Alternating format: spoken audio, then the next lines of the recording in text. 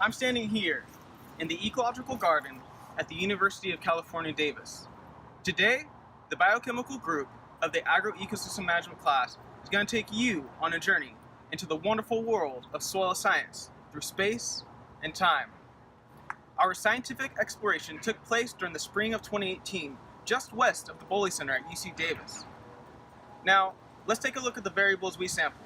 This includes phosphorus, nitrogen, labile carbon, and microbial respiration.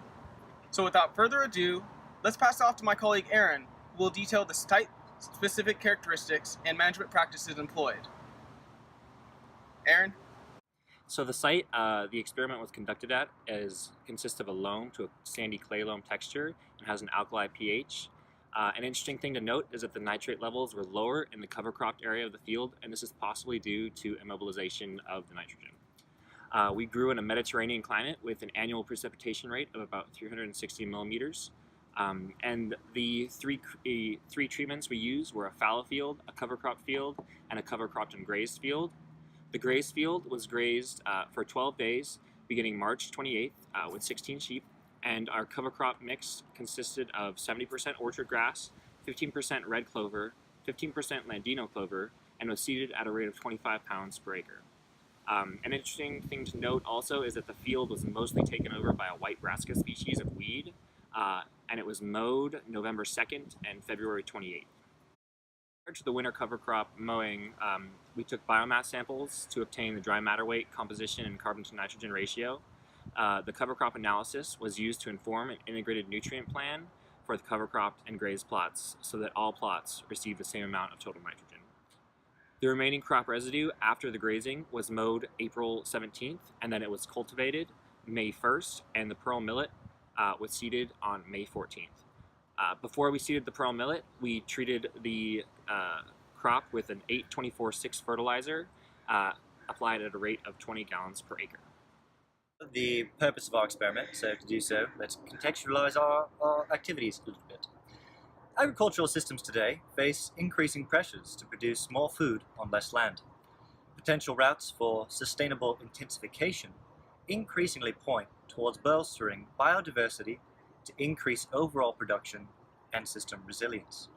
Our experiments, therefore, seek to identify and quantify the relationships between various soil fertility metrics, production, and differing levels of agroecosystem biodiversity. Our particular experiment sheds insight into the biochemical dynamics of animal integration and cover cropping compared to a simple fallow control. We decided to choose soil nitrogen because it's the most frequently deficit plant nutrient in non-leguminous plants, and plant health and growth is really dependent on this primary nutrient and its availability.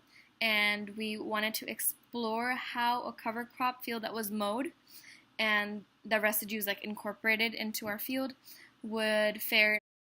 So our hypothesis was that nitrogen levels would be higher in the cover crop field but not in the cover crop plot that was grazed. This is because the legumes in the cover crop mix would be able to fix nitrogen and incorporate it into the soil, but also the nitrogen from the above ground biomass would also add to nitrate. Vanadium-3 in dilute acid solution was used to reduce nitrate from the soil, and then grease reagents were used to give that solution a red coloring, and that coloring was passed through a spectrophotometer to calculate the absorbance, and then the absorbance was used to calculate the concentration using a standard curve. So our results. For nitrate, we think there was a huge difference between our results from week 3 and week 5, and we think that that's just due to error. We didn't have a very smooth system in place at the moment, and it shows in the results. But what is useful to see is that the pattern of nitrate content in the soil stays the same. And I think that's the most valuable piece of information that we gained from the experiment. And you'll notice that the cover crop mode and fallow fields do really well. Also, both for cover crop mode and fallow fields, the depth from 0 to 5 has more nitrate than 5 to 10. And that all the grazed fields perform similarly across the two depths. As we all know, carbon is an essential element for plant development and growth because it helps cultivate healthy soil. Soil carbon enhances water holding capacity, improves aggregate stability, promotes nutrient cycling, and reduces erosion. To measure soil carbon, we conducted a permanganate oxidizable carbon test, or POC test. This test determines the fraction of active or labile carbon in the soil across our treatments. The active portion of soil organic matter is a key variable because of its relatively quick turnover. In this experiment, we hypothesized that available carbon would be highest in the grazed cover crop because enteric fermentation would transform resistant organic matter to a more reactive form. We'll see if that actually was true. To measure epoxy in the soil, we used a permanganate dye to color active carbon in our treatments. Then we measured the spectral absorbance of the carbon using a spectrophotometer. In order to compare these results, we needed to use a standard curve with which to cross-reference our absorbance values with epoxy concentrations. Using known concentrations of epoxy, we analyzed absorbances and created an equation based on these values. We then cross-referenced the absorbance values with unknown labile carbon levels with our standard curve to determine the concentration of labile carbon in each sample. And Brady, what did we learn? All right, without further ado, here it is. So if we take a look at the epoxy graph, which is in milligrams of epoxy per kilogram of soil, we see there are green and gray bars. The green ones represent samples collected on the 2nd of May, and the gray bars represent samples collected on the 16th of May. So looking at the average grazed and cover cropped section from 0 to 5 centimeters, we see that there is an increase over time of epoxy. So this is actually consistent with our hypothesis. We believe that the sheep would transform the plant matter into a more active form and thus increase the concentration in the topsoil. And that is what we found in our experiment. For those of you who are daring enough to try to measure epoxy, we have some advice for you. So, if you're going to measure epoxy, make sure to at least try it out on your first lab day, whether you're going to take multiple measurements or not, because you're probably going to make mistakes. Another good just pro tip is to make sure that you put the clear side of the cuvette into the spectrophotometer and not the rigid side, because then you just won't have the right reading.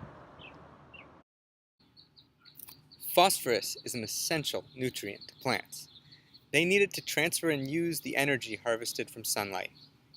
Increasing organic matter through manure or cover crops is one of the key ways to increase phosphorus availability.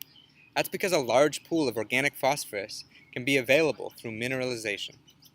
In similar studies, phosphorus has been found to be higher in grazed plots over time due to increased organic matter. But building organic matter takes time. Changes in phosphorus availability are hard to detect in the short term.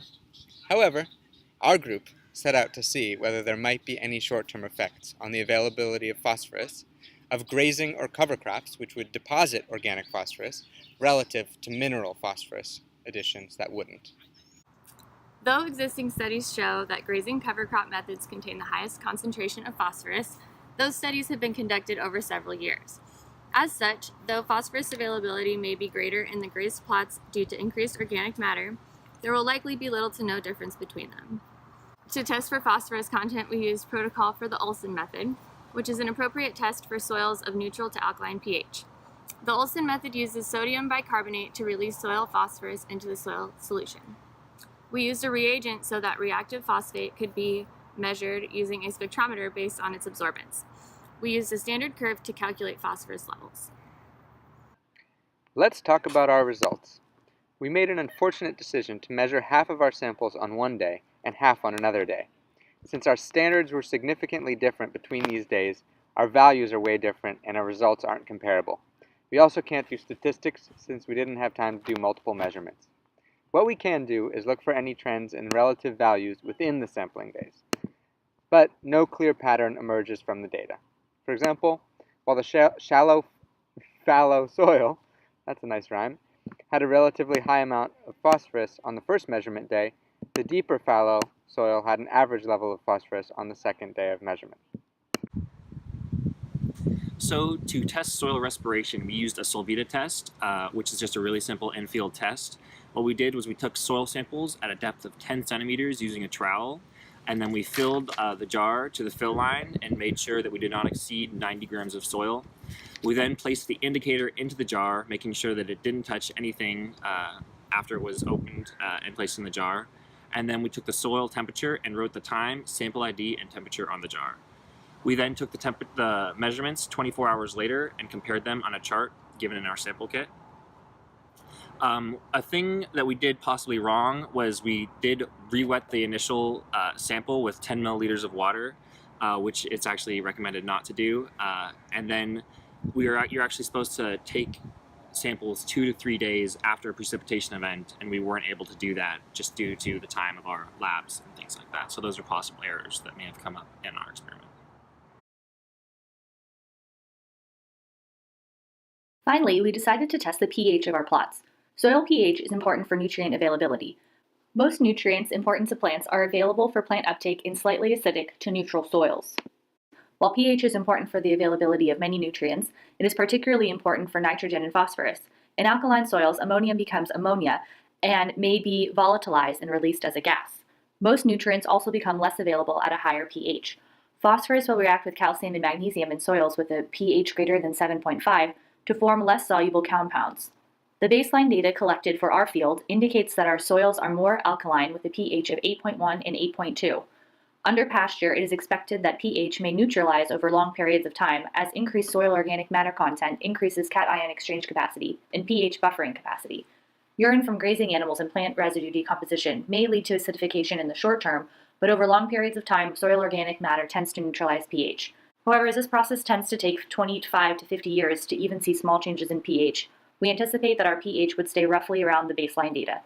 To test pH, we used a pH EC meter. 6 grams of soil from each plot were placed into falcon tubes with 30 mLs of distilled water. The tubes are shaken for 30 minutes and then measured with the pH EC probe that had been calibrated in distilled water. Our results indicate that our pH values stayed around the baseline pH as expected, with most of our plots around 8.2. Good. You listen to me, you listen to your TAs and your professor, but you still got inconclusive results. Don't worry about it. That just means you have more to discuss. Remember, your explanation of how things went wrong can be just as beneficial as how things went right. So help your future colleagues and explain it the best you can, and enjoy your time.